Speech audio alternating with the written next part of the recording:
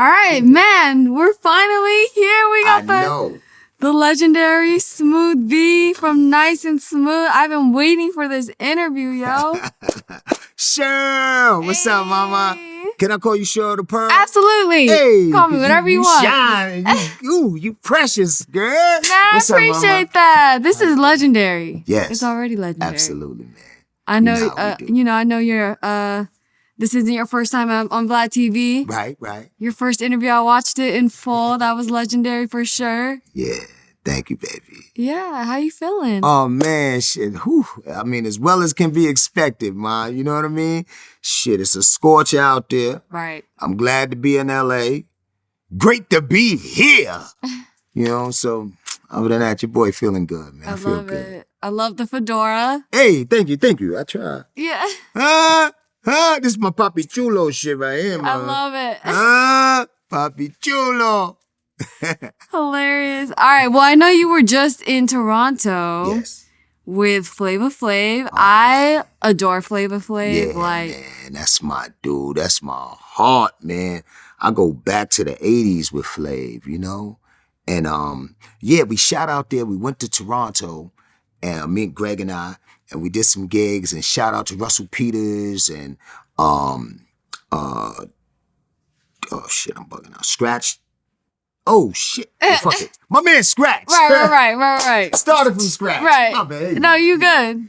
That's a Tiva. But starting from scratch, shout out to starting from scratch and everybody out there in Toronto. You know, my man Russ, man, it was a combination celebration for his birthday also. So, you know, it was dope, man. And we rocked with EPMD, Flav, Crystal Waters was out there. Big Daddy Kane. So it was a reunion. It was like being in the Latin Quarters again. You know, we all used to be in the Latin Quarters back in 86. That's wild. Yeah, and so we all in Canada as grown-ass men. Or legends. Yeah.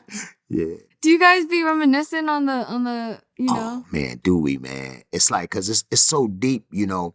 It's like everybody's more or less shared the same enthusiasm. You know, coming up, like in the 80s, it was about contributing to the craft, to the art, but making a name for yourself. So it was like, and then, you know, back then, you had to be original. So you had to find your niche and stand on it. So we all used to be right there. The Latin Quarters was a very interesting experience because the first time I ever went to the Latin Quarters was with Bobby Brown. And then, I used to write for him, you know. Crazy. That's my brother. Right. And so he took me up. We went up in the Latin Quarters together. And then after that, every time I would go there, they let me in free because they'd be like, they had to confuse. They said, that's Bobby Brown brother. That's Bobby Brown cousin. I'm like, yep, that's me, nigga. Let me in. So I get in free, right? And then I end up meeting Greg, and then we used to go. And every time we went, we'd be in there, and it'd be like us, Coogee Rap, Dana Dane, everybody. And it was like we were in the Latin Quarters the first time. Not the first time. Dana was already out. But the first time I heard Nightmares, that was another story. But we'd be in the Latin Quarters the first time a lot of people's songs were played, and we, you know, like Kane and Raw. We was in the Latin Quarters the first time they played Raw, and we standing with him, and this shit was just crazy. Like, you hear this shit, nigga? And it just right, things like that. Right. I just still can't believe that you used to ghostwrite for Bobby Brown. Like, oh, yeah. That was fun. Was it? What? It was an experience because, you know, first and foremost, it came out of nowhere. You know, you say the universe, God, you know, it's like, from my experience, based on that, is if you have any base of faith and you stand on it, you can do whatever you're doing in life, but as long as you don't lose sight of that, things land in place. So I wasn't expecting to write for Bobby. And so when that happened, everything that happened after that was just like a bonus. That shit was more sprinkles, you know what I mean? And it just, you know, but yeah, that shit was crazy. I don't know if you saw recently, but Jadakiss actually said he really hated ghostwriting for Diddy. Well, first of all, how do you feel about that? About him saying that about Diddy? I don't really understand. I don't know. I got to see it. Okay. I got to see that joint. People have different experiences. You know, people do have different ghostwriting experiences. The 80s, especially the 90s. So if I don't know what was going on when he was ghostwriting for Puff, but, you know, it got interesting. You know, it would get very interesting because, you know, I came up in the era where they didn't believe in rap anyway. So when I was writing the rhymes for Bobby, they didn't even want to accept it at MCA. Oh, wow. They was asking him, like, why are you trying to rap? You're not a rapper, you a singer, be an R&B singer. You know, you New Edition, you a star. He was like, nigga, I love hip hop. This is rap, this is where it's going. You know, so he fought internally for me to, you know, be a part of his whole creative process. That's fire. Because I was going to say, I was going to ask for your overall thoughts on ghostwriting. Yeah, ghostwriting, you know, it depends on your situation. You know what I mean? You know, mine's happened to fall at a certain point in my life where, you know, when I met Bobby, I would, you know, people talk all this, oh, I was in the streets, I was, whatever. But I've been there, done that. So the thing is, my dream was to make music. So when that opportunity came, I was like, oh man, fuck this. I don't have to look over my head, over my shoulders. And, you know, it was a thing, again, God, universe. The shit I went through in them streets wasn't cute, wasn't sexy, wasn't something you brag about. And I was glad to have escaped the perils of that shit, of that life. Right. And when I came to a close death experience, I made a pact with God. I said, you know what? I'm not gonna glorify this shit. You know what I'm saying? Like, I could write about it all day. And it's funny, over the years, people just like, yo, Smooth, talk that street shit, nigga. Like, no, people that know me. They go, yo, nah, tell them stories about that shit. And I'll be like, so on this album, I'm telling a little more. Okay. But anything that I talk about in the streets is real. It really happened. And I'm not glorifying it. So I like to do morality tales. If I'm gonna tell you some street shit, I'm gonna give it to you, but I'm gonna, you know, even down to like sometimes a rhyme slow. When I did that rhyme, that shit was like, nobody was talking about cocaine on the record. Right. Except for like White Lines, you know, shout out to Grandmaster Melly Mel and right. You know, but since then, that was what? You know, so when I started talking about that, it was like, whoa, then I'm in the video spinning a gun. It was a real gun. Yo, shout out to Eric Messer. That's my man. Yo, he gave me that Beretta and it was real. I said, I like the way you do business. Wow. Yeah, it's real gun. I'm spinning it. And you know, that's one of my top 10 hip hop songs of all time. Like, I just feel like, I don't know what it was about that song that just, to this day, like every time I hear it, it's just so timeless. Yes. Oh, thank you, man. That's beautiful. I think I asked you about it last time. You said you were riding around in the car blasting Tracy Chapman. Yeah.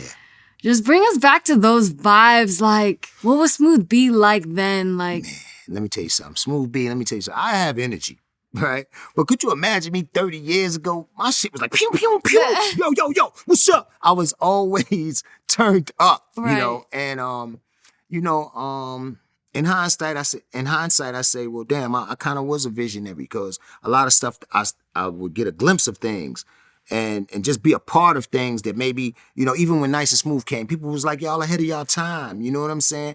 But I just always wanted to contribute to hip hop because the first time I was blessed to see Grandmaster Flash, it was in my neighborhood in Taft Schoolyard, and I was 10 years old. You understand?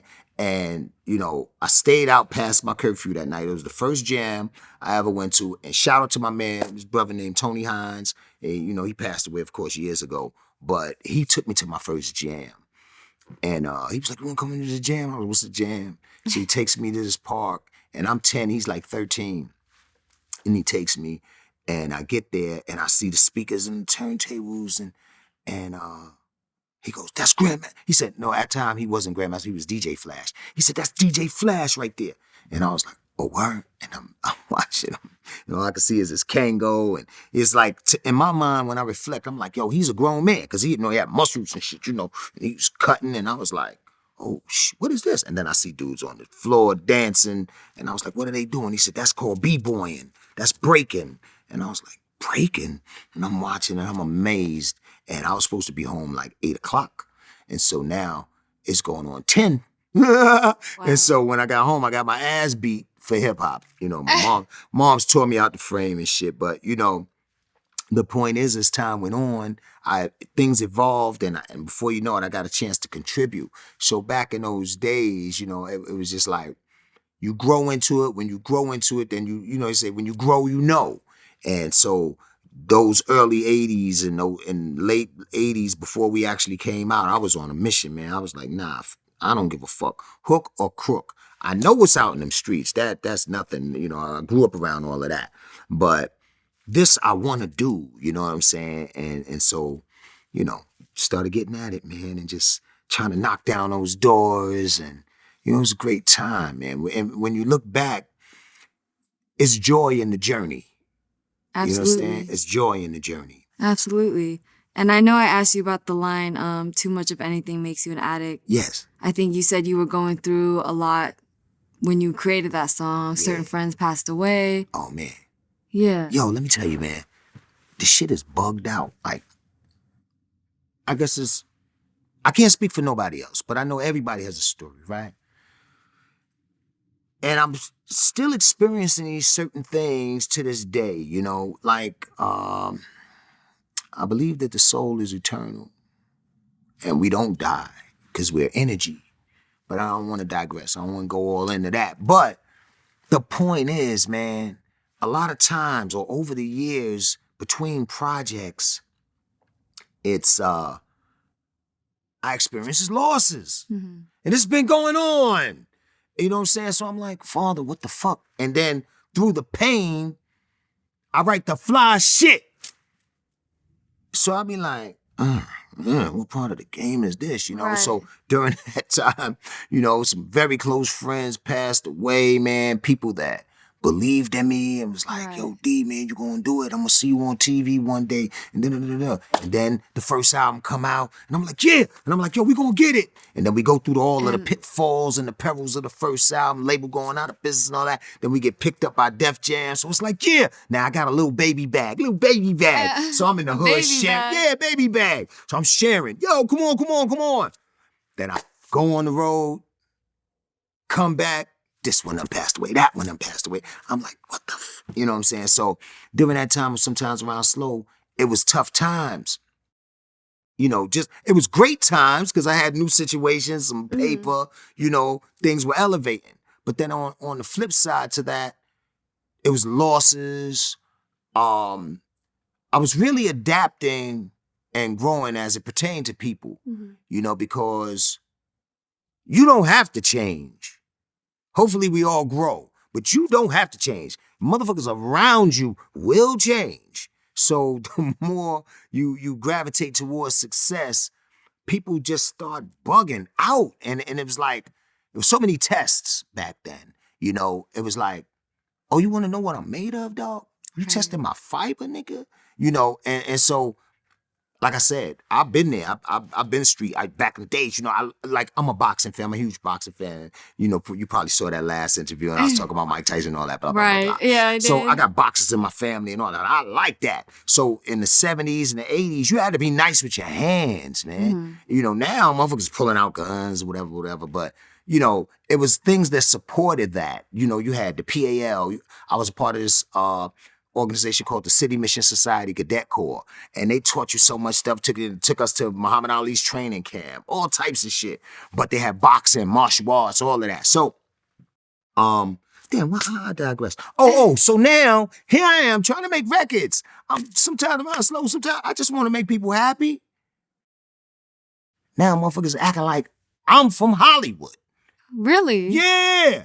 Even though I'm coming back in, I'm coming through the block, you know, I'm getting that, or whatever. So now, next you know, I'm on the block. Boop, boop, boop, boop, boop, boop. Whole lot, nigga. Like, ain't nothing changed. You know what I'm saying? And I'll never try to be no Tony Tough guy. I'm smooth, nigga, for a reason. I don't want that smoke.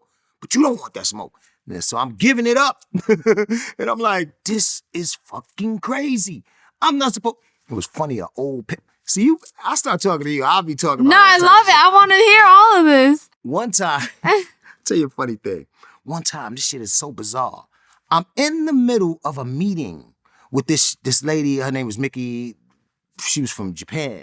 Rich. Oh my God, Mickey was the shit. And we used to have great times. She used to book shows for us, tours in Japan, so forth and so on. Good peoples. So she wanted to be, in the business, the music industry, blah, blah, blah. So she comes to America. I meet up with her. We downtown. We having a little brunch, and I got a couple of my peoples with me and my little cousin, and one thing leads to another. I'm having a meeting with her. We off to the side, boom, boom, boom. He, bottom line, one of my peoples got super drunk. So he want to go outside and get some air. He go outside to get some air. We in this dope little club. He go outside to get some air. My little cousin go with him. My little cousin is not imposing. He get down, but he's a little pretty boy. So he's leaving out, and one thing leads to another. The bouncers, sometimes they get overzealous, and one thing leads to another. They do. Then one of the bouncers swing on my cousin. So I'm upstairs handling the meeting. Now my motherfucker's like, yo, Smooth, your cousin downstairs fighting with him. I go downstairs, blah, blah, blah, try to diffuse it. Some of the other security know me, so I'm trying to diffuse it. Then I look and I see my cousin got a little scar on his face. I'm like, hold on. You hit my cousin? So long story short, I talked these motherfuckers into letting me have a one-on-one with the bouncer. They hit my cousin because my cousin is little. Now he's not thinking, no, Smooth ain't gonna give me nothing. I'm gonna break this little rap nigga. Oh boy, I'm out there giving it to him. Bang, bang, bang, bang, bang, bang, bang. All right, boom. Bam. And smiling with the shit like, yeah. So, but the whole point is, a pimp, this is the crazy, bizarre shit.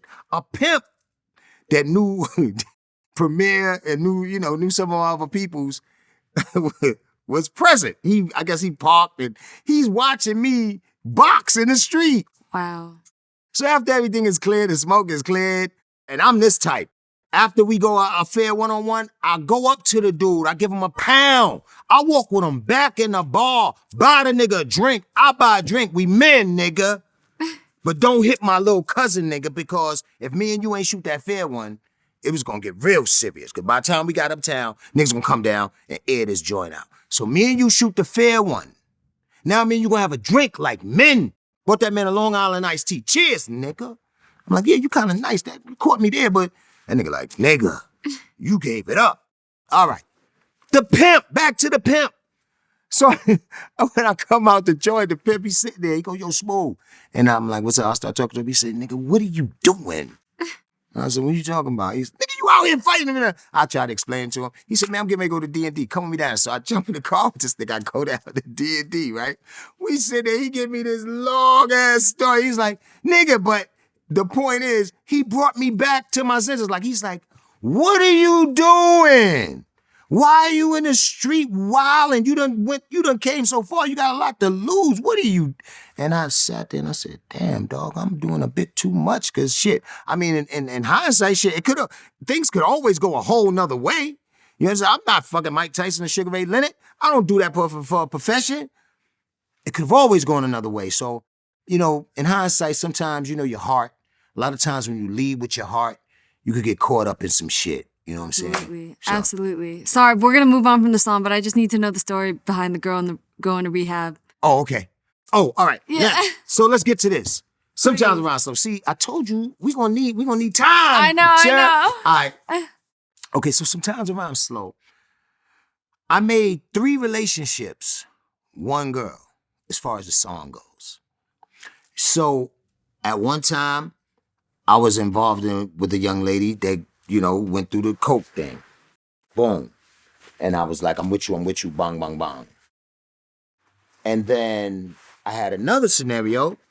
All of them, more or less, were different relationships that I had. Okay. But I made it one. You know what I'm saying? I thought at that time, I took the most serious relationships that I had at that time and combined them and made them one girl called her Jane Doe.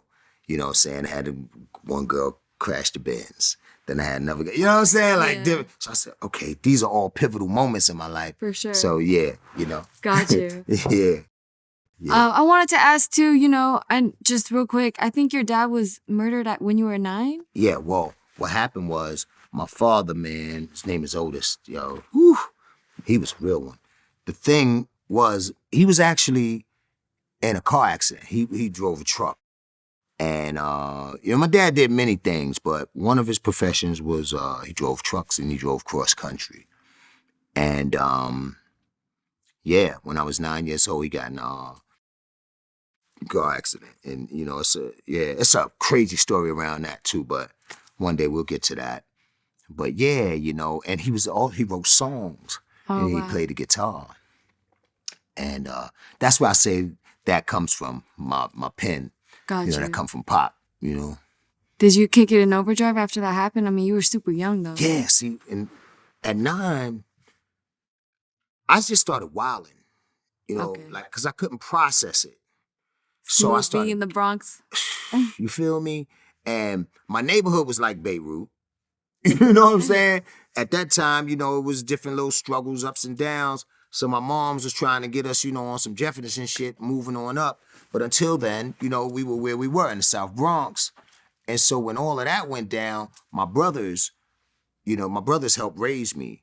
So when I was 9, once that happened, when I went back to school, it's just like, I guess, they say a stage is the grieving. So I'm a kid. I'm trying to process that. Boom, boom, boom. I'm bugging out. I don't want to go to school. My mom's like, yo, ass going to school though, boy. You know what I'm saying? Because with all of that struggle, she still put me in like a private school, a parochial school. Wow. So she was like, nah, because my mom's, man, she was, shout out to Juanita Barnes. Shout out to moms. Mom, Duke, man, she found the way. And I'm the youngest out of 5. So by the time I came on the scene, she was like, no, I'm getting it right. Because I got 4 older brothers. 2 of my brothers, so my life, I always had the fork scenario. So my 2 older brothers, they like really was into like, one of them is electrical engineer, the other one manages supermarkets and do management and all that. And then the twins, we call them Shake and Blue. Ooh, those brothers, Richard and Robert, Shake and Blue, they street legends. They street legends in New York. They names ring bells all through Harlem, Bronx, all of that. And 5 years ago, my brother Blue passed away. So he was one of the people that was instrumental in raising me. My mom, she would take me to church, but my brother Blue had me reading the Bible. So my brother Blue would have me reading the Bible, the Quran. He introduced me to the 5% lessons, all of that type of stuff. And he taught me everything about the streets, showed me how to roll weed, anything you could imagine, you know what I'm saying? And so, one of them pillars, you know what I'm saying? So, 5 years ago, bam, God said it's time, come on home. Brought my man home, man. I couldn't believe that shit. Like, I never even imagined that, But, yeah, he with me. For sure. Man, on a more positive note. Yeah. I think, you were there when for the induction into the Hip Hop Hall of Fame Museum in DC? Yes, we were. Nice and Smooth was inducted with Rakim. Kim, Pete Rock, yep, Kid Pete Capri. Rock, Kid Capri. Yeah. Love it. Oh, man, that was amazing. My man Jeremy, what's Jeremy's last name? See, I'm fucking up. I'm missing niggas' name. Jeremy Piven, I think. That's my man, though. Fuck it. Jeremy! Shout out to Jeremy. I get this call from Jeremy.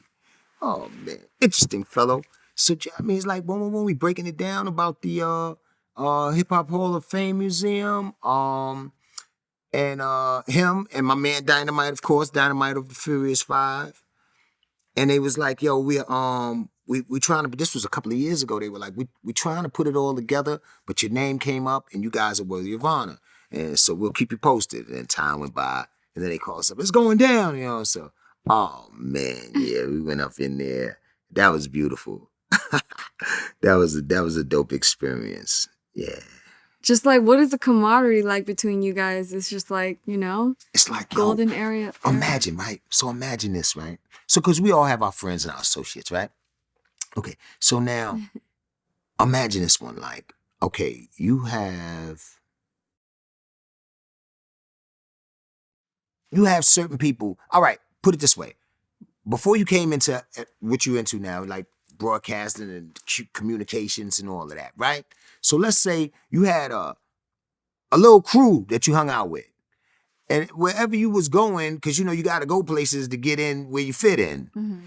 So you had those certain places where you would go to try to get information about certain things, and it'll be you and maybe 5 other people. Now, in life, it's not guaranteed that people succeed in their endeavors. There's a lot of people that try to do some shit that just don't happen. But the camaraderie in the union is such that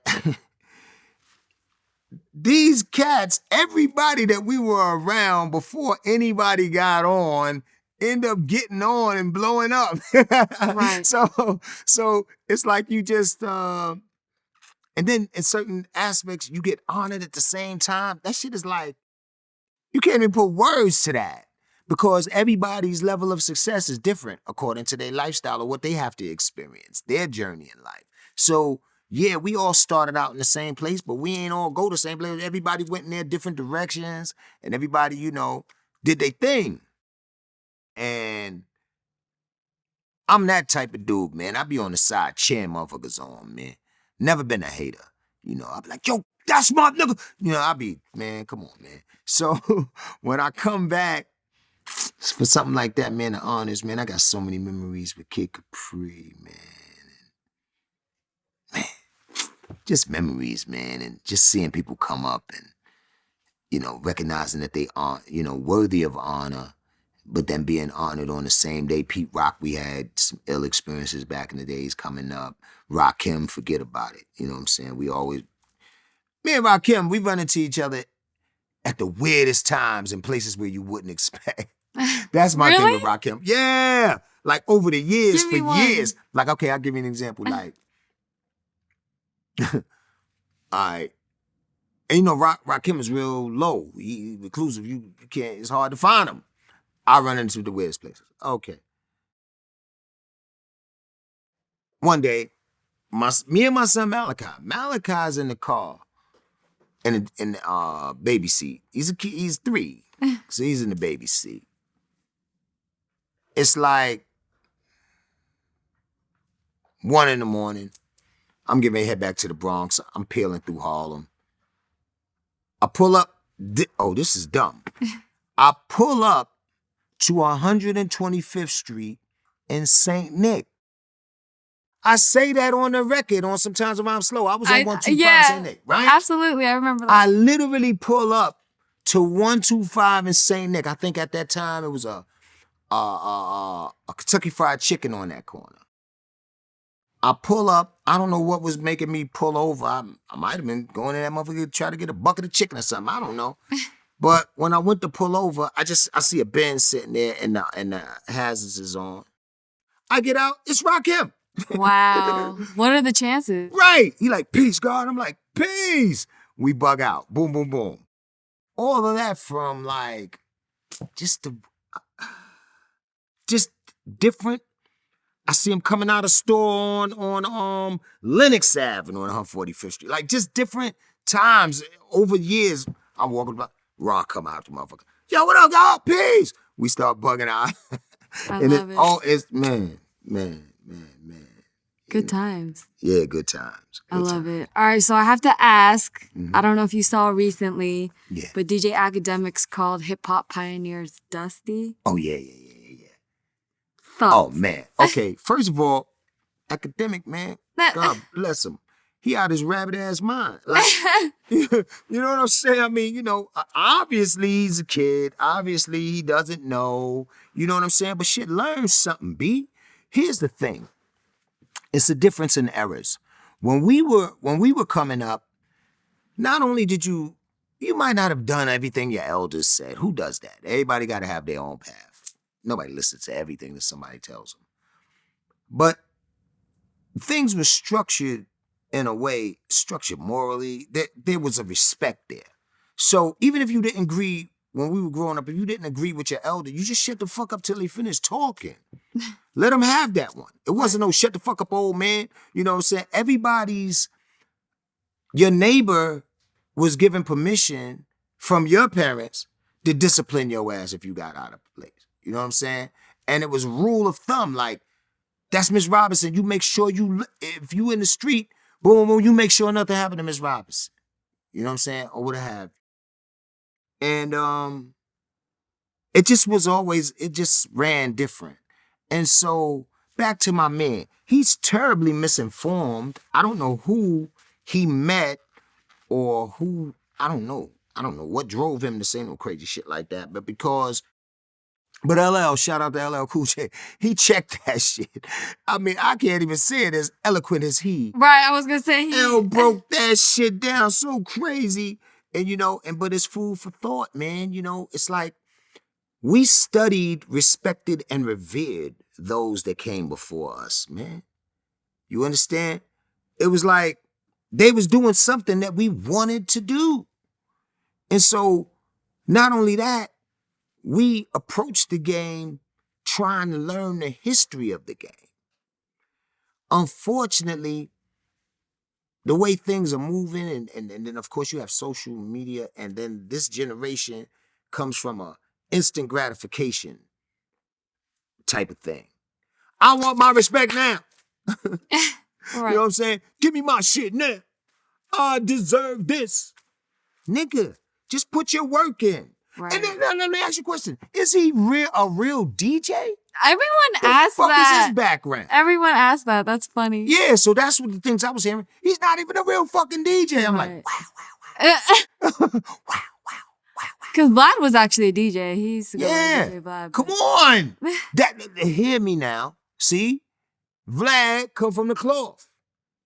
He a real fucking DJ. You don't call yourself a DJ unless you're a DJ. You don't call yourself an MC. Shout out to my man, Crazy Legs. We were having a conversation a while back, maybe about 6 months ago. And I was fully aware, because I was there. But he was breaking it down. He was like, motherfuckers don't know where this came from. And so what he was basically expressing to me was that once upon a time, in the 70s and the 80s, making a name for yourself was very, very important. And it was based upon originality. Now, everybody has an inspiration. That's what music is supposed to do, inspire. But you're supposed to take a little of this, take a little of that, and get on your own bag. So back in the days, remember they still have Showtime at the Apollo. I haven't been there in so long. I don't know if they still do it like that, but I love that. I actually had Amin Joseph from Snowfall on here. He started as an intern at the Apollo Theater. Wow. Sorry, I had to. No, that's beautiful. Yeah. Feel me now. Yeah. They used to fucking, they had Sandman. Sandman would come with the hook, pull your ass off. Yeah, exactly. Right. Boo! Yeah, if your shit was suspect, you was getting booed. In the breakdancing era, even in the rap era, if you had a crew, the thing was, before it became, like a part of an industry, to build a name for yourself, you had to go from neighborhood to neighborhood and battle people. Say, yo, I'm so-and-so from so-and-so. I rep this. And you battle.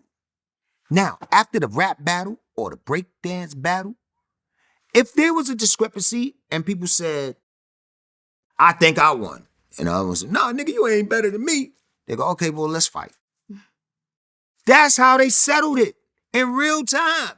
No, nigga, we got to fight for this win. Mm-hmm. That's so far removed, but what I'm saying is it made you respect someone's craft. Like, this motherfucker is really willing to fight. Right. Physical. He ready to get physical over his shit. And it ain't even a heavy bag. It wasn't a bag yet. But that's the principle. Like, nah, make a name for yourself. This shit is real. This ain't no play shit. So a lot of the old timers, of course, they're hurt. A lot of them, shit, they've been disenfranchised. These motherfuckers, they ain't seen nowhere near the bag. Mm-hmm. But they laid down the tools that motherfuckers still use to this day, B. Who are you talking about? I'm just talking about Flash, Melly Mel. Hell yeah. Herc Cool Herc.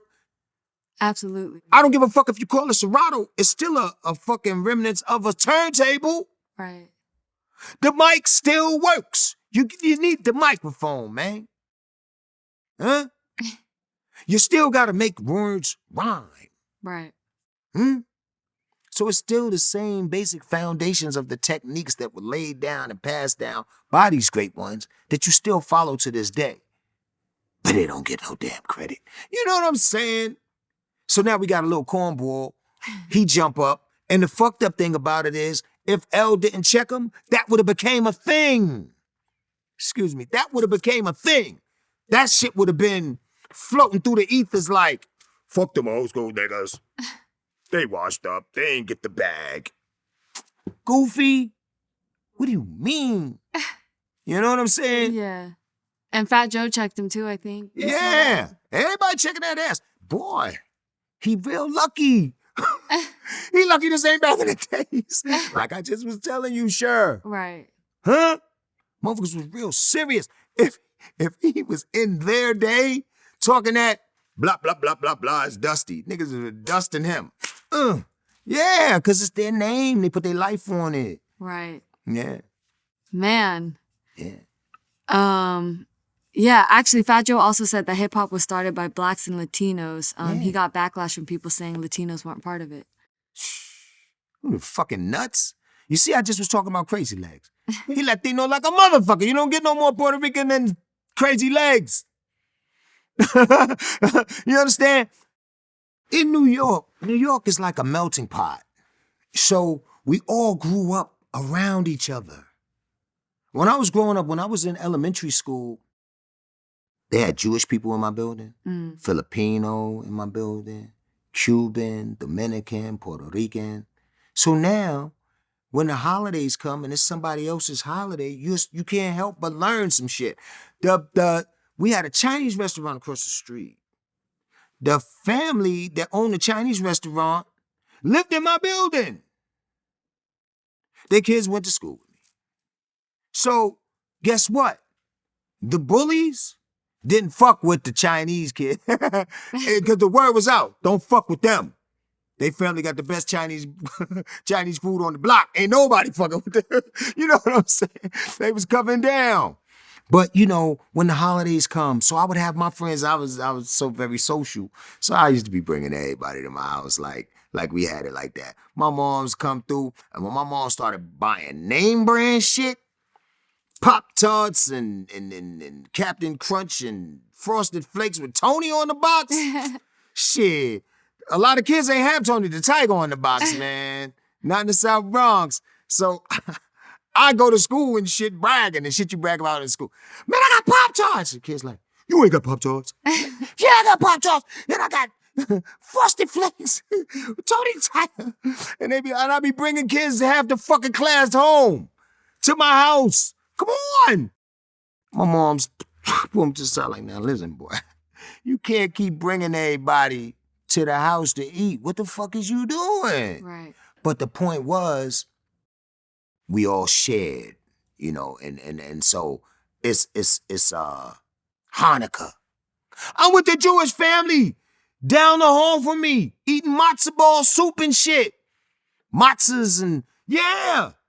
Because we all lived in the same building, they schooling me. Put me up on shit, I'm eating kosher meals with them.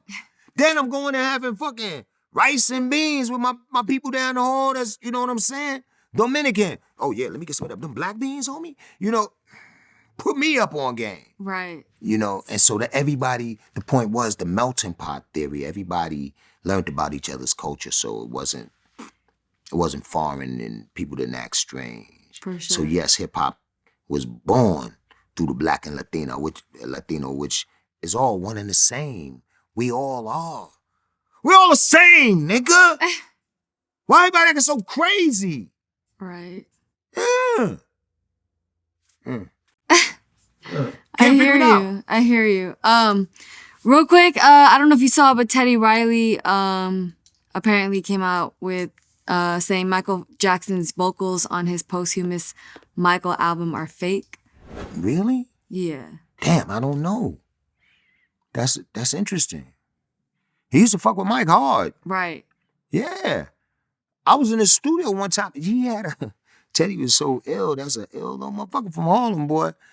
He moved down to Virginia. I moved down to Virginia. So he was in Virginia Beach. I was in Hampton.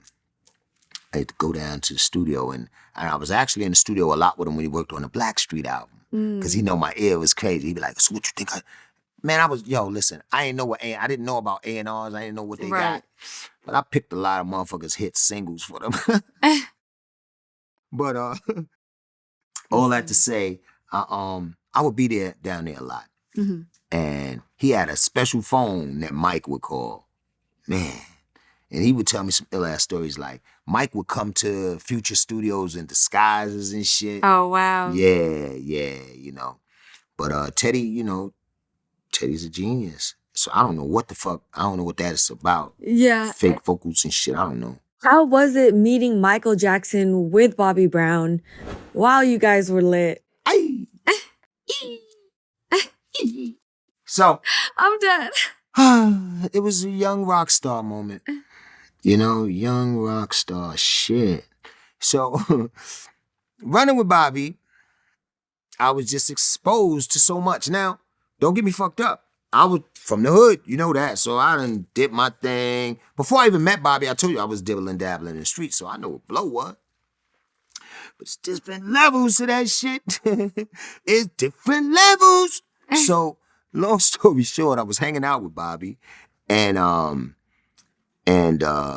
they I think it was the MTV Awards or music video. I can't remember. Anyway, MTV Awards or the American Music Awards. That's what it was. Either one. And Mike was staying in the what's that fucking hotel? I can't. It's okay, it'll come back. Anyway, Four Seasons. Yeah. Okay. It's in the Four Seasons. And Bobby had called me and I came down to hang out with him, so forth and so on.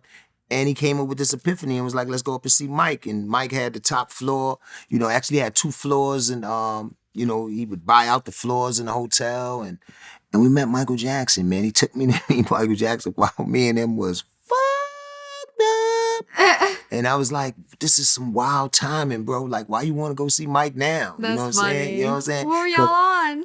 Blow! Oh, okay. Woo!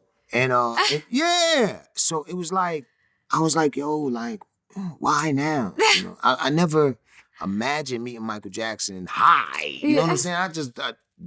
Me being sober to meet Michael Jackson is a high enough. Right. Oh boy. So man, well, obviously Teddy Riley gave Bobby Brown his biggest hits, right?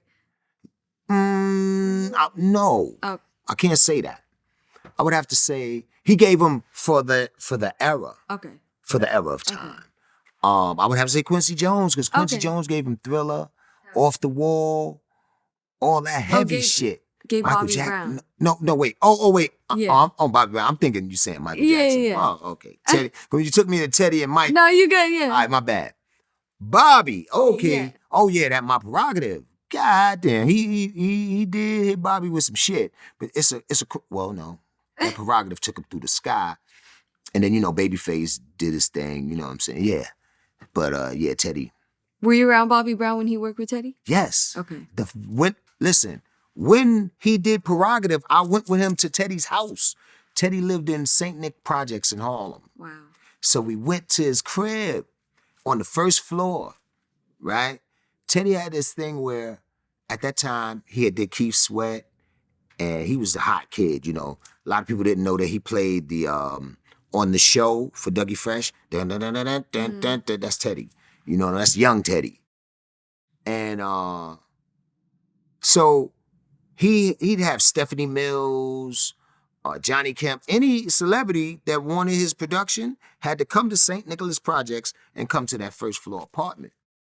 That's where he was recording at that time. Wow. So there we go. Bobby and I run up in there. Me, Bobby, and Tommy. His brother Tommy. Shout out to Tommy Brown, man. Shout out to Bobby. And we walked up in there. I'll never forget it.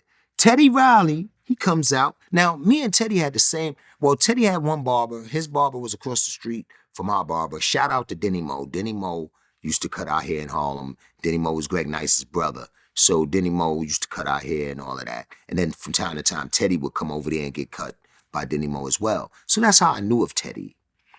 And Teddy used to cut, Denny Mo used to cut Keith Sweat hair, of course, too.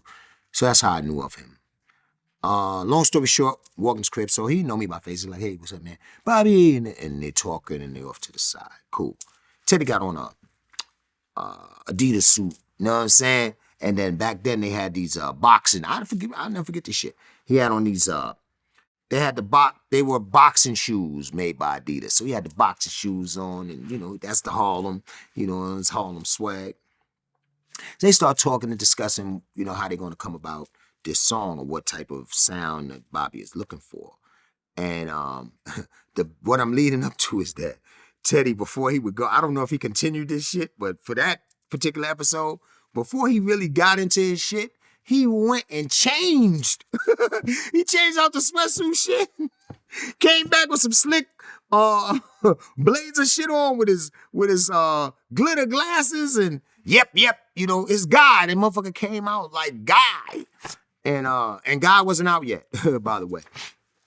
He comes out, got the shades on, got these suede shoes and shit on. So me and Bobby, we just looking at each other like, yo, this nigga did a wardrobe change. And long story short, you know, it went from, it was the kick and the snare was the first things that he would do. Boom. It was like, boom. Have the click track. Boom. So we just sitting there. Yeah. Boom. Then he goes. Boom. And this is going. Then he starts putting it in. He starts fucking with the bass line. So he says, listen, I'm going to call up this dude. And he's talking about Aaron Hall at the time. He's like, I'm going to call up this dude, man, because I met him in church and blah, blah, blah. And whatever I create, he can write to. So this is my dude, and we forming a group. And we're like, all right. So he comes out and he says, you wait till you hear him sing. He was like, he sounds like Stevie Wonder and Charlie Wilson. So now me and Bobby looking at each other like, hey, what is wrong with this nigga talking this crazy shit? He just said Stevie Wonder and Charlie Wilson. Oh boy, Teddy Bucket, you know, lost his fucking mind. A little while later, here comes young Aaron. Aaron walks in that motherfucker all hype on 10. The crazy shit was, Aaron stutters. So when he walks, he goes, what's up, Bobby? Right? So I was like, yo, what the fuck is this? So you gotta imagine, like me and Bob, it's like silent communication. I'm looking at Bob like, yo, this dude stutters. What the yo, man, Bob. Punk wasn't out yet. We was like, Ashton, will you get the fuck out here? Are we being punked here? Right. So he's talking and he's stuttering. Teddy, play the track. So he's like, all right, Bobby, what you want to say? And Bobby starts telling him, I want it to be a song, you know, to do what I want to do, man. It's my prerogative. No, he goes, I want to do what I want to do, blah, blah, blah, you know, blah, blah, blah, like, you know, like my prerogative. And he was like, so your prerogative, huh? Okay. This nigga start going, it's my prerogative, baby. And nigga starts singing. So I was like, this nigga got a crazy voice. One thing leads to another, he starts singing. They start constructing this track. So now at a point, they need a bridge. So the part in the song where I say, well, I wrote rather, when Bobby says, don't get me wrong, I'm really not soup. Ego trips is not my thing. I wrote that, right? So that's my contribution. You know, everybody got their pens out and shit. So he's like, well, where we gonna go in the song to change from this point? And so I said, don't get me wrong, I said that. So when I said it, Teddy was like, nah. Because he don't know that I write. He don't know I write for Bobby. He don't know I'm an artist. So he's like, nah, I'm not feeling that. And Bobby was like, hey, yo, Teddy, listen. Whatever he say, we keeping it. How that shit go smooth? And I was like, don't get me wrong, I'm really not so. Ego trips is not my thing. Bam! Stayed in the song, and as they say, the rest was history, man. But I have to say this, because this was when we knew Aaron was nothing to be fucked with. Bobby, I think Bobby even said it like, and then Aaron, man, you know, before you got here, you know, Teddy was talking about you sound like Stevie, and I can't get over that shit. Let me see what you got. And that motherfucker started singing. He started singing too. He sung 2 songs. He sung the joint from Stevie Wonder. If it's magic, then why can't it be everlasting? Oh my God. Yo, when that nigga started, to hold the key to every heart, and I'll be your lover. But Aaron, the way he was singing that in that little ass, in that room, it was like, whoa, we was looking at each other. And then he did Yearning by the Gap Band. And he started singing that shit, and we was like, yeah, y'all motherfuckers is on to something. Do you have any other crazy Bobby Brown stories? Because I think last time you said you saw Bobby sleep with 10 women a day. Oh, man. See, I don't want to... A lot of those stories, I don't want to recap them, but fuck it. I'll drop... facts. Yo, let me tell you something.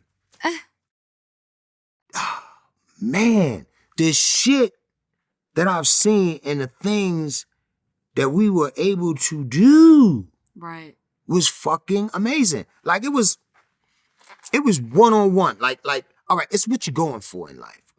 Okay? Now, at that time, if you want the fast track and you want to get on the, you want to go on the road with somebody and have an unforgettable experience in the 80s, that Bobby would be your go-to.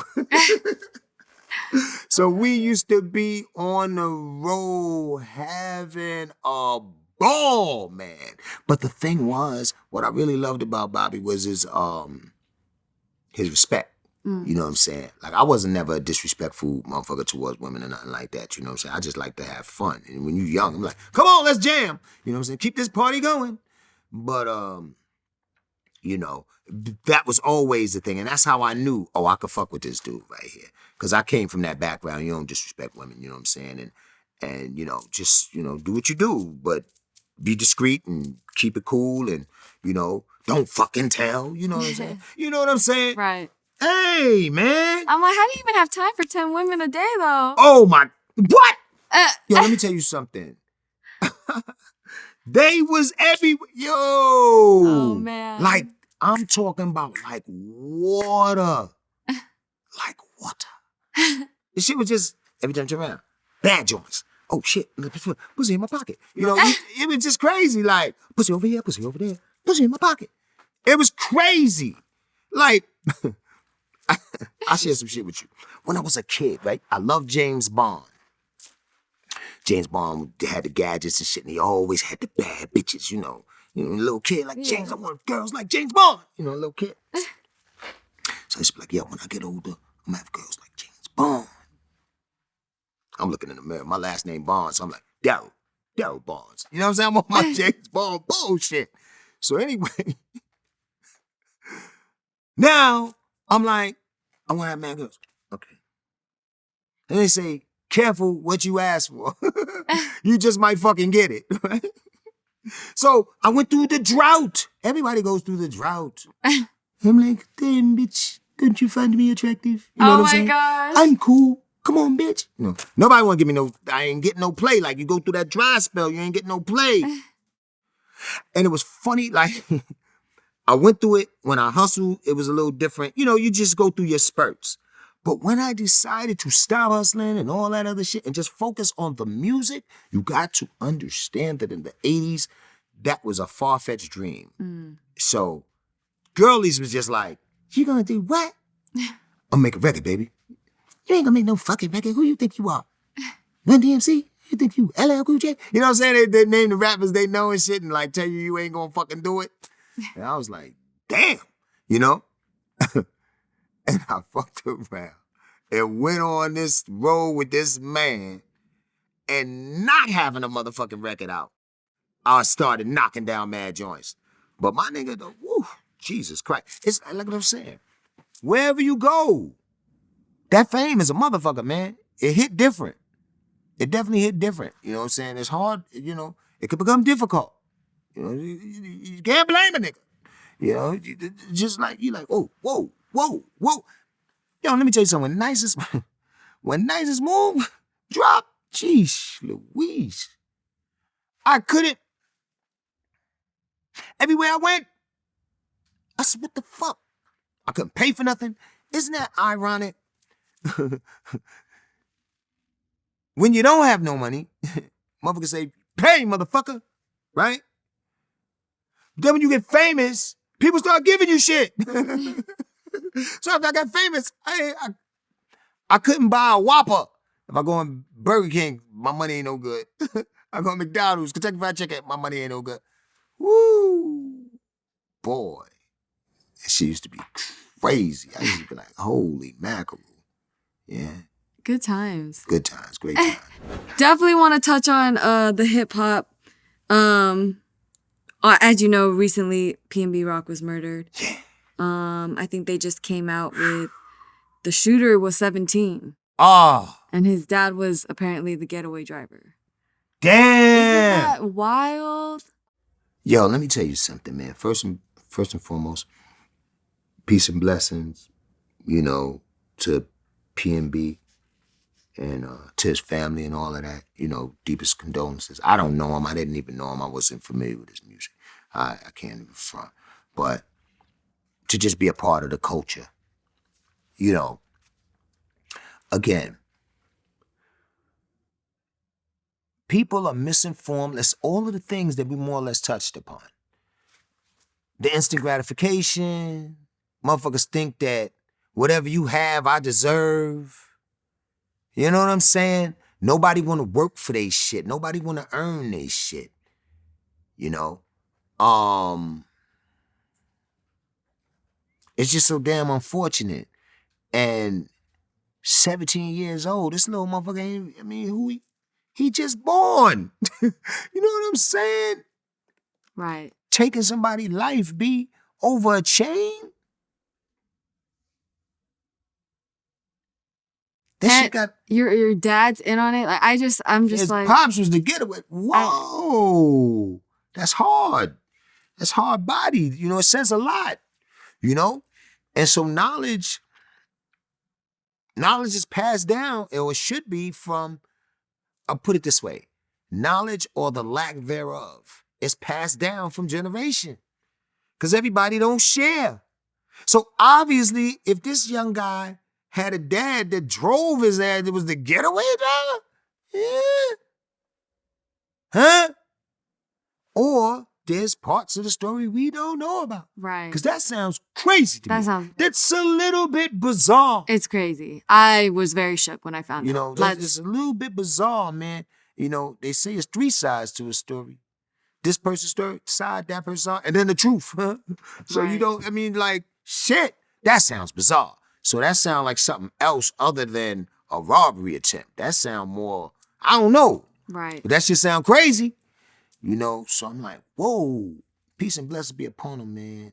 How did you feel when you heard the news? It just shocked me because, okay, first of all, it's very interesting. I happen to like Roscoe's Chicken and Waffles. I was gonna ask your thoughts on that because that area is known to be a little more dangerous. Yeah, now there's a few locations. Personally, I don't go to that one. Right. Now, I mean, come on, man. So, a very good friend of mine, peace and blessings be upon him, Teddy Blinn, my man. He was one of my background singers. Ted was from Brooklyn. Fly dude, background singer, very eloquent of the tongue. He could talk his shit. He got into management and all of that. Shout out to peace and blessings, Ted. So Ted, at a point when I still was living in New York, this is early part of the 90s, he had stayed out here. So he was living out here for a while. So one time when I was coming back out here, he picked me up from the airport. Yeah, come on, Smooth. So he know I'm hood. He know that. So he takes me to the one in Manchester. Now, I always go to the one in Hollywood. That's where I go. Right. That one's tourist attraction, but yeah, I go to that motherfucker. And at that time, they shit was good. The food was good. Because certain ones, you know, they taste different. You know what I'm saying? Anyway, at that time, the motherfuckers was banging. And it's interesting. That same one, me and Pac, I would always run into Pac in that Roscoe's. I ran into Tupac, like surprisingly 3 times in that one particular Roscoe's on Gower. Okay, my boy picks me up from the airport. He takes me to one Manchester. Come on, man. I grew up in the Bronx. I know when I'm coming in the hood, so I'm just like, the fuck is eating my man? My man from Bed-Stuy. Like, I'm like, he hyped though. He, at that time, this is the 90s, he got the rollie on. We in a Lexus and all that. He got it. We go up in there. We sit down, we eating. I feel the energy. And there's some brothers coming in and out. They got their rags and shit on, you know, but it's like, man, them niggas is from New York. You know, it's like they ain't paying us no mind.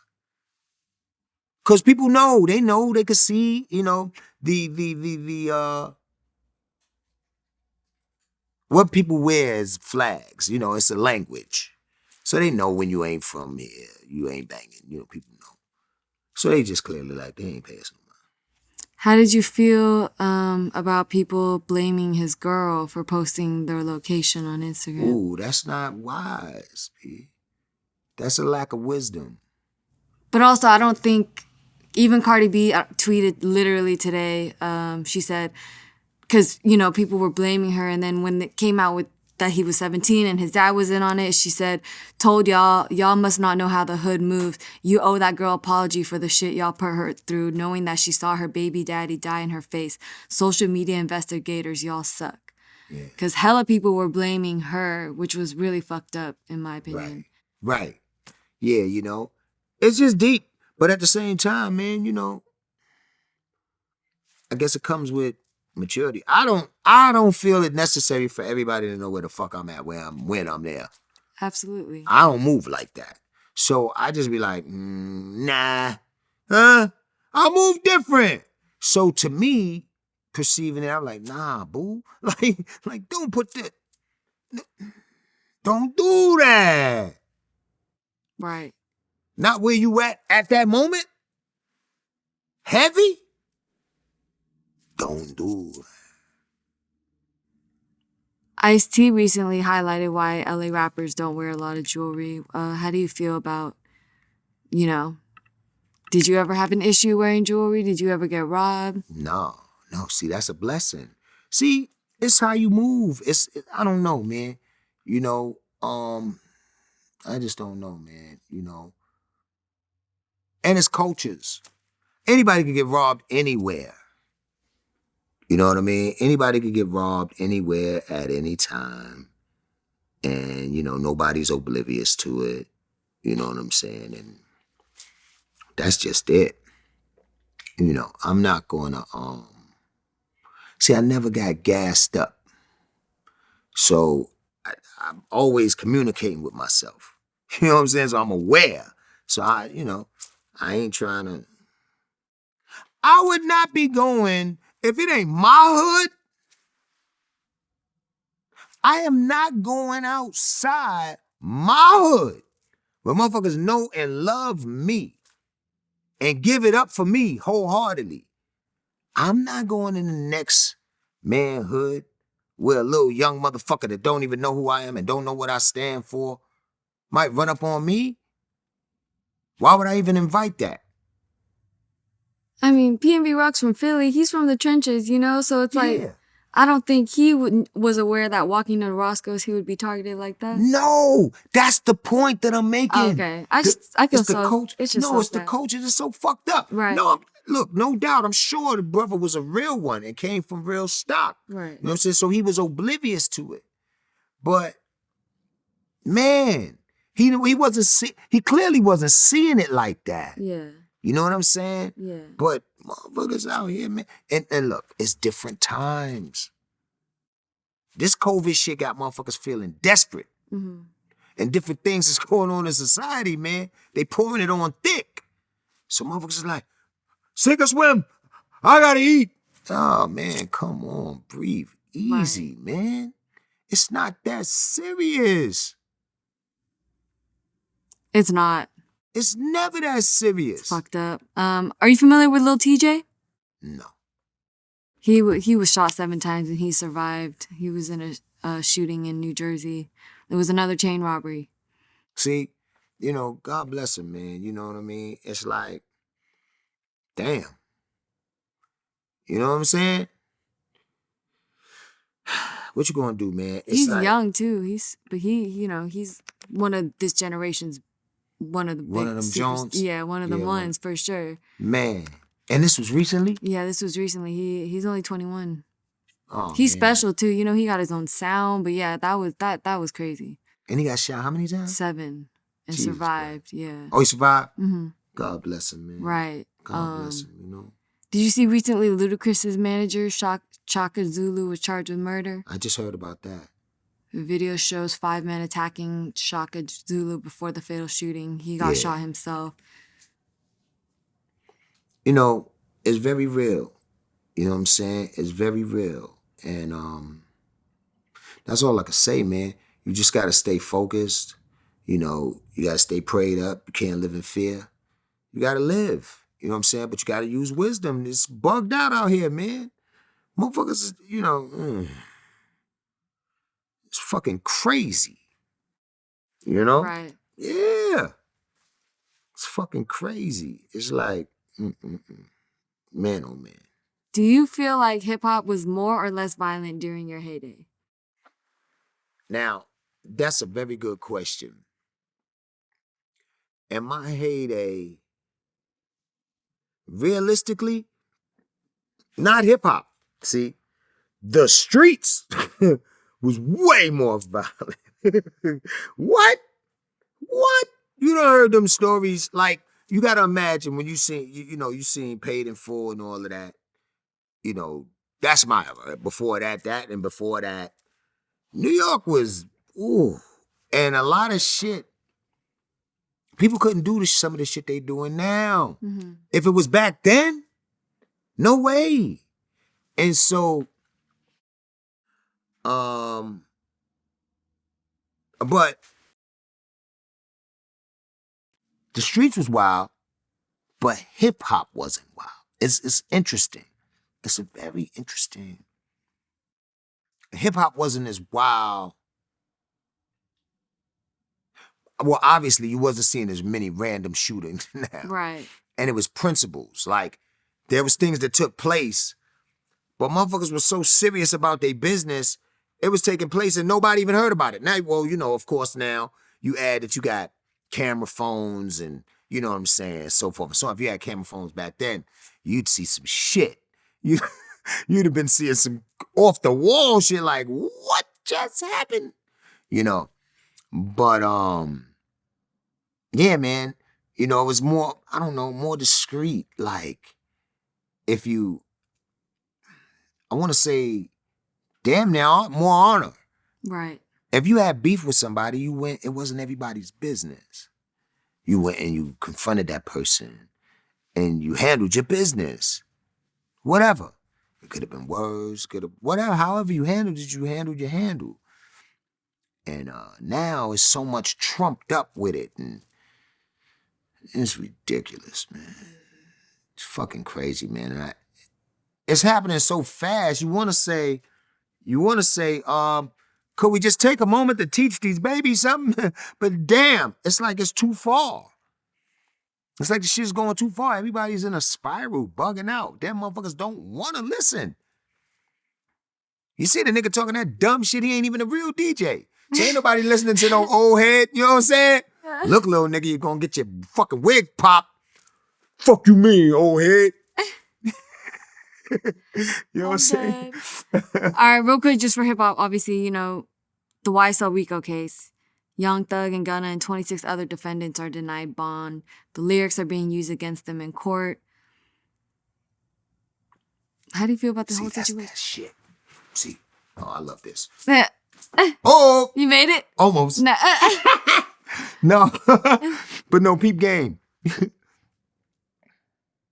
You know how they say, life and death is of the tongue. I can't tell nobody what the fuck to say on their records. That's whatever you say is what you say. Motherfuckers trying to use their lyrics against In court. In court. Wild.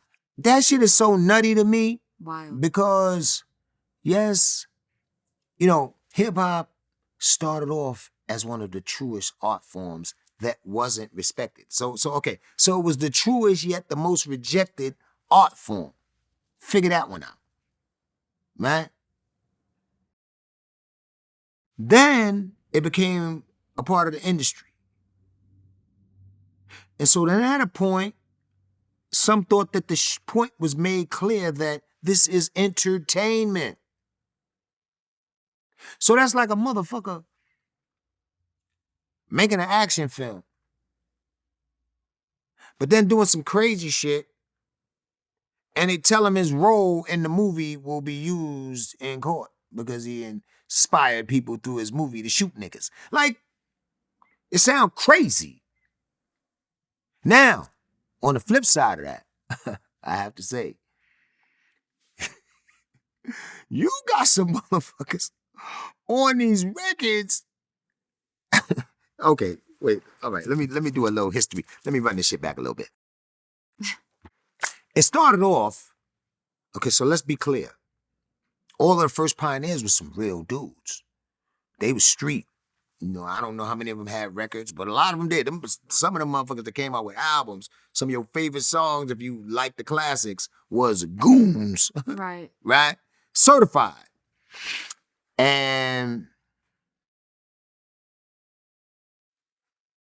But a lot of that stuff they didn't put on records. Some of that stuff they did.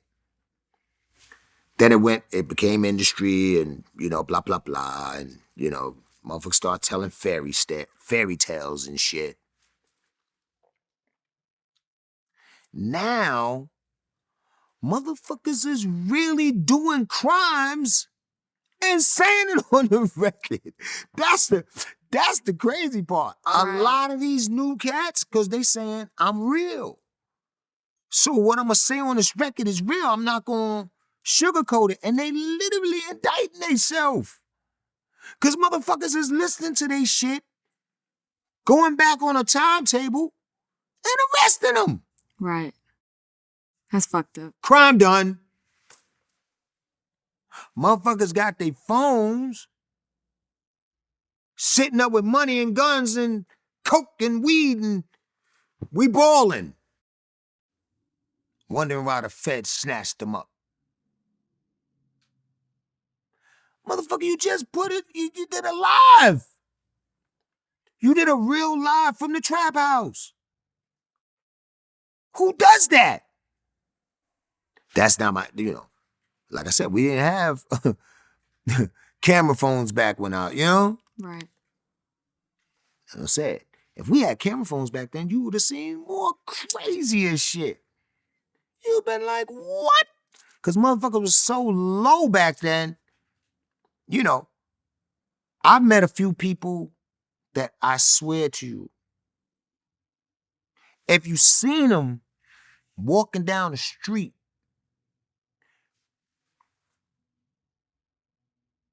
only thing you think they would be able to afford to buy you was a turkey and cheese sandwich from the store. And these motherfuckers is getting ready to move 30 birds. Like, you know what I'm saying? Like, they just was so fucking nonchalant and cool with they shit. Like, oh, no, I don't do that. You know what I'm saying? So a lot of stuff is on Front Street, and it's just a different sign of the times. Right. And a lot of these people, you know, certain individuals are indicting themselves, man. You know what I'm saying? But, you know, I think the big boys know who's who. Right. Them boys with them real cameras that's giving out them big-ass football numbers to niggas, they know who's who. Real quick, Ime Udoka was suspended for 1 year by the Celtics for affair with a staff member. Did you see that?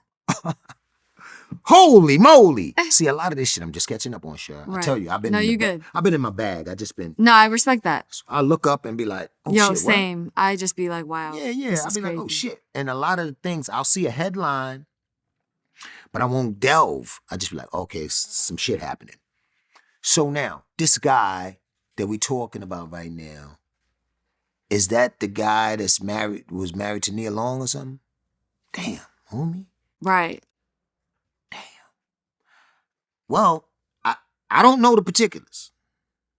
Huh? I don't even know how he fighting this rebuttal. I don't know nothing. But goddamn, boy. Right. Like, come on. Boy, that's Nia, boy. I hate Boy, cheaters. what you doing, boy? Come on. I don't know, man. But I said it earlier. That fame hit, and this nigga ain't even got a record out. We a coach. Yeah, but he's apparently... He famous. He did good. He got a bag. Right. That bag bring bitches. Now listen. Listen. I'm trying to tell you. When you're from the outside looking, it's like, oh, could you? I don't know. I ain't making up shit for him. I don't even know the nigga. You know what I'm saying? I know Nia. I love you, Nia. Fucking around. Matter of fact, I'm gonna hit your DM. Nah, I ain't gonna start no bullshit. Nah, but I love Nia Long. I love Nia Long. Shout out to Nia Long. And love, you know, you got grace. You know, love, man. You know, damn. Shit crazy.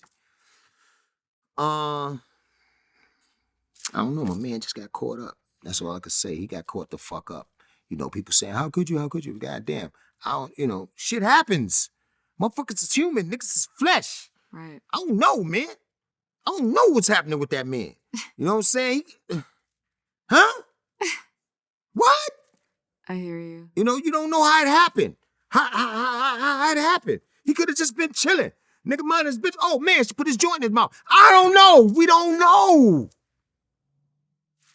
I hear you. Go ahead. Vlad went viral on Twitter for his video game tweet. He said, as an adult, playing video games for long periods of time is a form of depression. What are your thoughts on this? I don't even play them. Okay. I don't either. Yeah.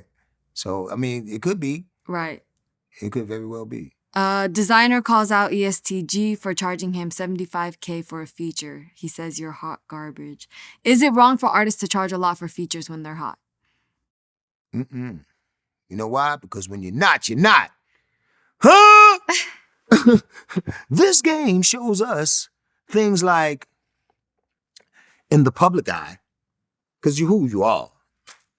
Nigga, I been fire. I was born fire. The legendary Smooth beat born fire. I be fire whether or not I had a record out or not. But the industry, you know, it shows you this. When you're hot, you're hot. When you're not, you're not. Right.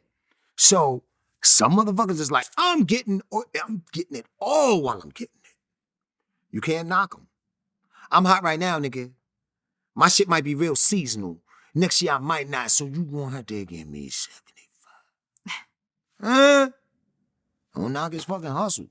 That's what he said his price, 75. Get the man for 75 if you want him. What's the most you charge for a feature? Oh, man. I've charged up to 25.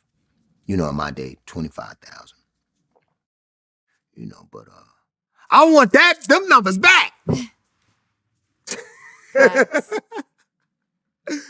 me those numbers back. I love it. Real quick, R. Kelly got 30 years. God. Convicted in second trial, also awaiting sentencing. Well, did you have a relationship with R. Kelly? That was my boy. You know, R. Kelly used to open for us. Oh, wow. Ain't that crazy? So, I know him from public announcement days, you know what I'm saying? Give me that honey love. We toured together, man, for a minute, you know, and he was a cool motherfucker, man, you know, and that was in the beginning, you know, shit. It's fucked up. The man don't deserve 30 years. God. What does he deserve? Oh, shit. I don't know what he deserves, but goddamn, 30? Listen, it's motherfuckers out here, sure, that done shot and killed niggas and ain't get 30. That's yeah. Right? I mean, shit, I couldn't say he deserved it. I'm like, goddamn, I don't. See, listen, a lot of these people's joints, I don't even choose to, like, okay, I'll give you an example. If I know somebody, like R. Kelly, case in point, I follow the shit up to a point. You know, we're gonna keep it a buck. I turn on my phone or I turn on the TV. Yo, my nigga going through some shit. Damn, what my nigga going through? Oh, shit. When that shit get to dragging on after a year, nah, man, God bless my nigga. I hope he be all right. I put my prayer down. Domini Omini, you know what I'm saying? Nigga, I want you free. You hear me? Whoever that is. Hello, Upper. So I'm just saying, I put the prayer down and I let this shit go. I don't be knowing. Then all of a sudden, I look around and, yo, this just happened. Man, I thought my nigga, I just knew they was gonna let him out. I just fucking knew they was gonna let him out. Damn. For them niggas to turn around and get my nigga a funky 30. Come on. That nigga sing too good for that. Nah, I love art, man. That's bullshit. Right. I hope he could fight that shit. Like that's final? Like, he really gonna get 30? Or could they reduce his shit? You know, they got ways to reduce shit. Right. System's crazy. I don't even know. God damn. Right. Let that nigga do a little 5-piece McNugget. Let him out. That's all. How do you feel about Mystical being back in jail for alleged rape? I don't know. It's a lot going on, Shaw. Yeah, there is a lot. They setting motherfuckers up. Are they? I don't know. I don't know shit. Nah, I don't know, man. Mystical shit that came out of nowhere. I was like, what the fuck is going on here? Right. Come on, man. I don't know, man, you know? I hear you. This shit's just too much. Right. Real quick. Yeah, Quavo and Takeoff, I'm actually gonna go to their listening soon. They announced their new album without Offset. The Migos are allegedly broken up now. How hard is it to keep a group together? Good question. Yeah, and is Nice and Smooth still together? Well, yeah, that's my motherfucking man, Jack. Okay, all right. You know, we never split. Okay. We took hiatuses. You understand? Mm-hmm. That's just it, you know, because you grow and you expand and you got to do shit in life. You know what I'm saying? We have two different lifestyles. And so, you know, sometimes you need a break or whatever. But keeping a group together is work. You know, keeping a group together, especially if it's worth it. You know, and you have to ask yourself, what are you going for? See? I wanted us to be legendary. You know? So to me, that vision was bigger than any bullshit. So there were certain times I'm like, you know what? I won't address that. Well, let's just, oh man. What? You know, you got to bend a little bit, you know what I'm saying? Be pliable. Certain things, when certain people are special to you, like Greg Nice is my brother. You know what I'm saying? So that's different. It wasn't like we came together and it was just a business scenario. Boom, boom. Motherfuckers get high and fired. But, you know, our bond was different. And so sometimes you got to let your peoples do whatever they're going to do. We was young. We came in this motherfucker early 20s, you know what I'm saying? Making moves, producing, writing, arranging all our own shit, managed our own career. That shit was like a fucking juggling act. You know, learning, especially in the era of the 90s. So we went through a lot. And, you know, I'm a person that you're not going to understand everything. So that I try to go from understanding to overstanding. Overstanding is a whole nother thing. Overstanding comes in when you let go and let God. You understand? I don't know what the fuck's going on right here, huh? But before I get crazy, I'm gonna let this shit go. Father, take over, huh? And keep it moving. You know, so I get into the overstanding, you know, when shit I just can't understand, you know, presents itself. For sure. That Big Daddy Kane versus KRS-One. You came out as Big Daddy Kane's special guest. That is so legendary. Yeah. Pimpin' ain't easy. Hey. How was that? Great question. That shit was awesome, Jack. You know, I'm chilling in it. I like surprises. You know what I'm saying? I love the element of surprise. But I like when I get surprised and shit. So I'm chilling in the crib, out of nowhere. I see the phone ring. I see Big Daddy Kane. I pick up the phone. Peace. He like, what up, player? What you doing, God? So I'm good, man, chilling. All right, check this out. I know this is last minute, but what you doing on Sunday? You do a good impression, man. Yeah, that's because I've been around him so long. You know what I'm saying? What you doing on Sunday, player? I said, and this was like Tuesday. What you doing this Sunday, player? I said, nothing. All right, listen here. You know I'm battling KRS-One this weekend, man. I'm battling him on Sunday for verses, man. You know I need y'all there. You know, damn, we ain't do Pimpin' Ain't Easy. When the last time we did Pimpin' Ain't Easy, man? I was like, when we did the Apollo? He's like, yeah. And he said, in Newark Symphony Hall. Yeah. So, you got to do it, man. Plus, me and my DJ was just listening. He's like, me and DJ Scraps were just listening to it. And you said, I'm good to go when I flow. I'm like a gigolo. And when I used to be with Scott, I was a super hoe. And Scott LaRock, it writes itself. So now Scott LaRock, of course, was KRS DJ. He put KRS on. And she said, you gotta I'm battling him. And you talk about Scott LaRock on the fucking Pimpin' Ain't Easy. Come on. I said, well, shit, nigga, let's go, baby. So that's when I had to go and get my shit. Did you see that shit, Shirley? I put the purple on for him with the cape. Right. Ooh. So who won the verses? Epic. Sure. You're really good with your questions. That verses was good for hip hop. Now I'm gonna get political. Well, that verses, I don't think there was a winner. They both came out and they did their thing for hip hop. It was beautiful for hip hop. Beautiful night for hip hop. But it was crazy. I'm gonna tell you, man, that was one of the best. I think, me personally, I'm just biased, and not just that because I was up involved. I think that was like the best fucking verses, man. Well, that one, and I love the Locks and Dipset. That was fun. I enjoyed that one. But that motherfucking Big Daddy Kane versus KRS-One was up. Nigga, you learned about hip-hop that night. Amen.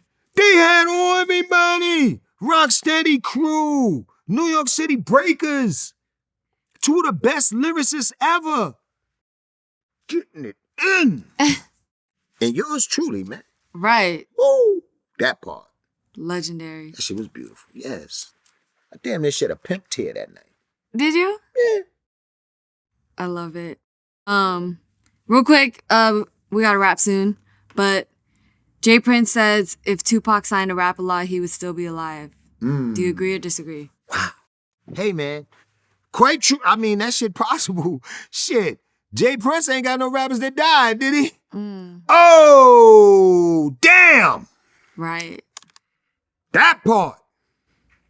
Shout out to Jay Prince. I never got a chance to meet him, but he seemed like a real stand-up dude. He be dropping some gems and shit. Nothing but respect, man.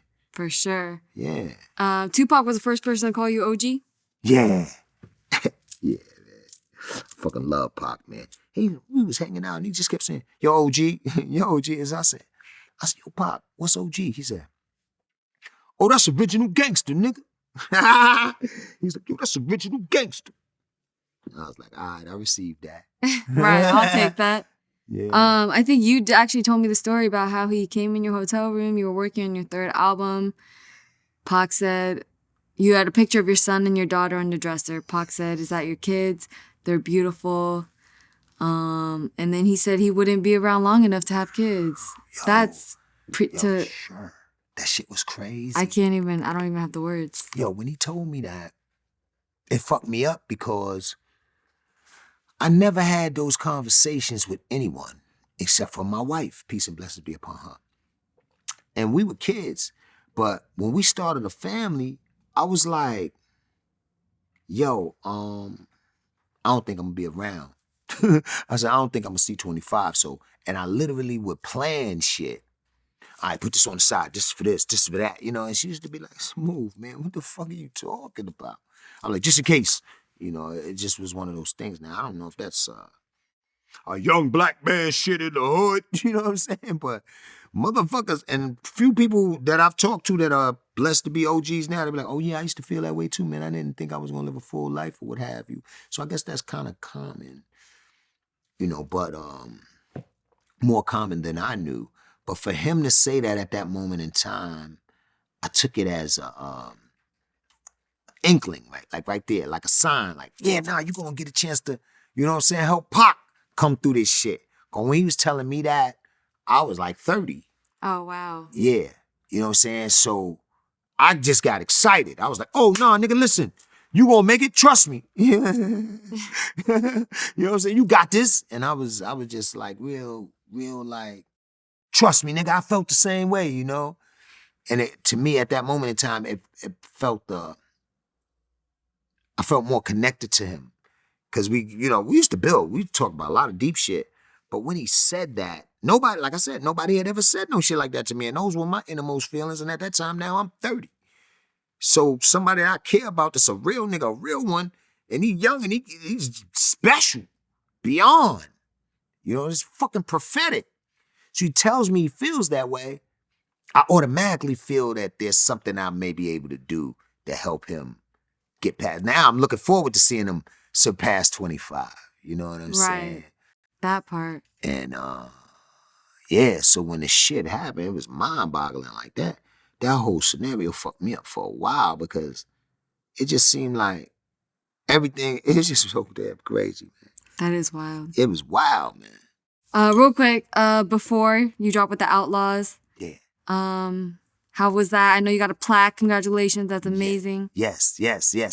Okay, so boom. It was a year of plaques.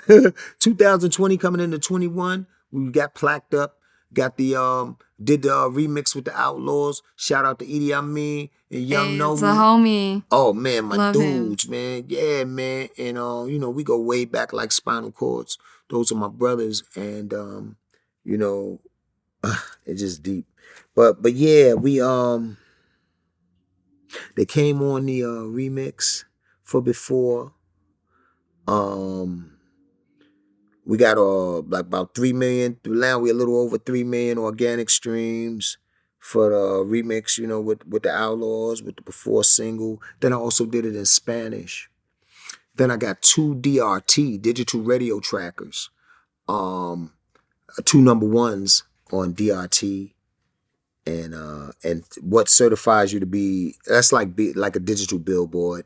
And what certifies you to go number 1 on there is you have to get over 200,000 spins from record pools, from DJs around the world, around the country, or what have you. So shout out to Nerve DJ Record Pool, and ECMD, DJ Johnny O, my man Big Kermit, the superstar maker. Woo! Come on, man. Huh? Right. Yeah. And I'm just getting warmed up. Sure, that's one single. Right. Have my setbacks. It's tough last 2 years was a motherfucker. Right. So I had to reset. Oh yeah. But I'm gonna give y'all this shit. I'm gonna give y'all this album in November. Talk about Bioptic real quick, your life story, right? Yes. So this album, you're gonna hear from the different songs, I'm gonna touch things that people don't know about me. It's a very personal album. It's like it's biopic. It's like my life story on a musical platform. When I did the song Before, for those that are unfamiliar with it, I flipped my man, Sir Elton John. I flipped one of his songs. I guess that's why they call it the blues. And then he ended up giving me, splitting the publishing with me 50-50. So it's like, well, I guess that's why they call it the blues. Time on my hands could be time spent with you. Laughing like children, boning like lovers, rolling like thunder under the covers. Now I say, when I was young, I had to beat the clock before. That means I had to be in by my curfew. So when I was young, I had to beat the clock before. I was the first one with Pumas on the block before. Right? I still wear Pumas. I've been locked up before. I hit a nigga with a lock in a sock before. And y'all don't know about that. I'll tell you about my lock in the sock one day after this interview. I left bitches in shock before. Hustle weed and coke on the block before. Got a penicillin shot before. And smoked a blunt with my nigga Tupac before. Daryl Barnes, day one hitter. Call me Smooth B, day one spitter. Thorough to the core, take this shit seriously. Niggas frontin', acting deliriously. Fuck 'em. I won't waste no energy. I ain't fucking with you if there's no synergy. Stupid. I ain't got time. You running, I said, what I said? I'm focused on the bag. You running from your past. Damn. That's real. Yeah, I love it. Yeah. Man, well, I'm super, honored. Thank you for your energy. You're such a beautiful soul. I'm gonna call you Cheryl the Pearl. Yeah, call me Cheryl the Pearl then. Yeah. I love it. Is there anything else you want to let the people know? I knew you had a single called Summer Cry before we go. Oh, yeah. So I got Summer Cry. That's my next single. Y'all gonna feel that in a matter of what days, a couple of weeks, y'all gonna start hearing that. Summer Cry. I got some treats for y'all. I got to shout out King Malachi the God. Ooh, wait till y'all hear this nigga. Woo! He's asleep. Man, the God is knocked out. He been running hard. Right. I'm dead. Yeah. And that's just basically it, man. All my loved ones, all my kinfolk out there, man, you know what I'm saying? Thank you for all the many blessings and supporting me, and can I plug motherfuckers? I don't want to start telling radios. Shout out to some. I ain't gonna start that bullshit. I love y'all. More than cook food. Yo, Vlad, what up, no? I'm dead. I'm gonna tell him he said that. I bet. Thank you so much. You know we love you here. Yes, Cheryl, man. Appreciate Come you. on, Cheryl. Thank you. Of course, thank you.